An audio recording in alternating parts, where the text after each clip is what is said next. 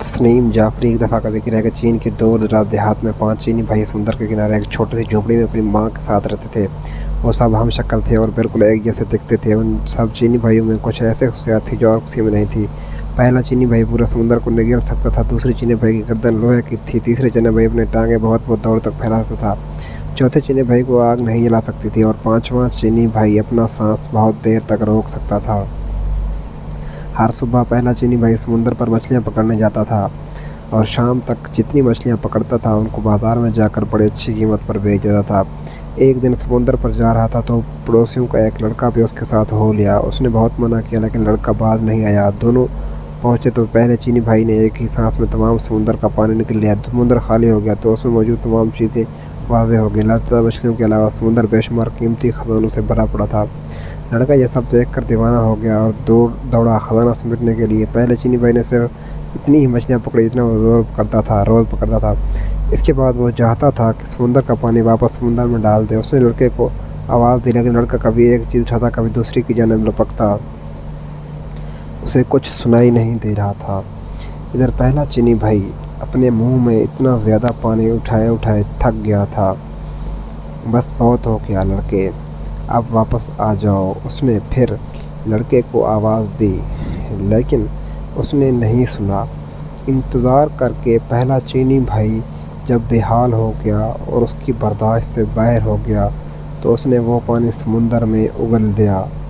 उसके साथ वो लड़का पानी में गरक हो गया। पहला चीनी भाई जो अकेला गाँव वापस आया तो गाँव वालों ने लड़के के बारे में पूछा लेकिन कोई जवाब न उसका। गाँव वाले सब समझ आ गए। उसने लड़के को मार दिया। उन्होंने बदले में जाकर उसकी शिकायत कर दी। सिपाही पहले चीनी भाई को पकड़कर अदालत में ले गए और लड़के के कत्ल के जुर्म में उसको सज़ाए मौत सुना दी गई। हजूर वाला, क्या मैं आखिरी बार अपनी माँ से मिल जा सकता हूँ? पहले चीनी भाई ने जज से पूछा। हाँ, इतनी रियायत तुम्हें दी जा सकती है। जज ने कहा। पहला चीनी भाई खुशी खुशी अपने घर गया और अपनी माँ से मिला लेकिन वो वापस नहीं आया, बल्कि उसकी जगह दूसरा चीनी भाई जेल पहुंच गया जिसकी लोहे की गर्दन थी। चौक पर तमाम गांव के लोग इकट्ठे हो चुके थे। जलाद हाथ में तलवार लिए मुजरिम की गर्दन उड़ा देने के लिए तैयार खड़ा था। सिपाही मुजरिम को रख जला के पूरी को सलाम मुजरिम की गर्दन मारी लेकिन दूसरा चीनी भाई मुस्कुराता और खड़ा हुआ। चूँकि उसकी गर्दन लोहे की थी इसलिए तलवार में उस पर कुछ असर नहीं किया। जैसे अगर गाँव का हर शख्स सख्त बुरा हुआ, उसको मारने के लिए कुछ और तरीका सोचा जाने लगा। फिर जज ने फैसला किया कि उसको समुंदर में डुबो कर मारा जाए। अगले सुबह सज़ा से पहले दूसरा चीनी भाई जज के पास गया। जनाब वाला, क्या सज़ा से पहले मैं आखिरी बार मांस में सकता हूँ?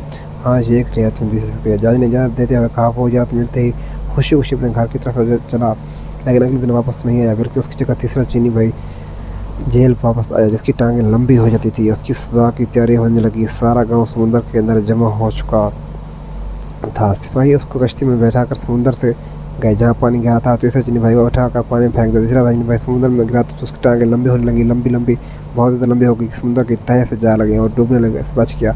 उसका मुस्कुराता चेहरा देखकर सिपाही और तमाम गाँव वाले आग बबूला हो गए। इस पर उन्होंने फैसला किया कि मुजरिम को आग में जलाया जाए। अगले सुबह जज के पास किया। हथौड़ा, क्या मैं आखिरी बार मांस मिल सकता हूँ? हाँ, तुम्हें इतनी रियायत दी जा सकती है। जज ना चाहते हुए भी उसको इजाज़त दे दी। वो खुशी खुशी अपने घर की तरफ दौड़ा लेकिन माँ से मिलकर वो वापस नहीं आया, बल्कि उसकी जगह चौथा चीनी भाई वापस आया। गाँव वाले चौक पर जमा हो गए और सिपाहियों ने आग का एक बहुत बड़ा अलाव धकाया जिसके शोले आसमान को छू रहे थे। फिर चौथे चीनी भाई को उसका आग में धकेल दिया गया। आह, कितना सुकून है! चीनी भाई खुशी से बोला। गाँव के लोग ये देखकर सीख पा हो गए। उन्होंने फैसले किया कि इसे बदबूदार जगह पर बंद कर दिया जाए ताकि दम घुटने से मर जाए। अगली सुबह चौथा चीनी भाई जज के पास आया। हजूर वाला, क्या एक आखिरी बार मैं अपनी माँ से मिलने जा सकता हूँ? हाँ, इतनी रियायत तुम्हें दी जा सकती है। जज भी इस बार गुस्से से बोला। जब मिलते ही चौथा चीनी भाई दौड़ा अपने घर गया लेकिन वो अपनी माँ से मिलकर वापस नहीं आया, बल्कि उसकी जगह उसका पांचवा चीनी भाई आया।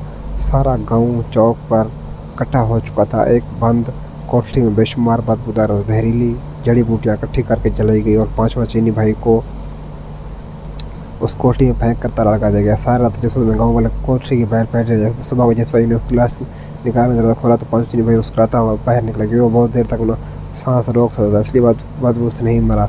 लोग ये देखकर हक्का बक्का रह गए। जज आगे बढ़ा और बोला। हमने तुम्हें हर मुमकिन तरीके से मारने की कोशिश की लेकिन तुम हर बार बच गए। इसका मतलब है कि तुम बेगुनाह हो, लिहाजा तुम्हें इस जुर्म से बरी किया जाता है। अब तुम आज़ाद हो। तमाम गाँव वालों ने भी जज के इस बात से इत्तेफाक किया और उसका पीछा छोड़ दिया। वो खुशी-खुशी अपने घर की तरफ दौड़ा, जहाँ उसकी माँ और चारों चीनी भाई उसका इंतज़ार कर रहे थे। उनकी बाकी ज़िंदगी हँसी-खुशी गुज़ारी। वस्सलाम।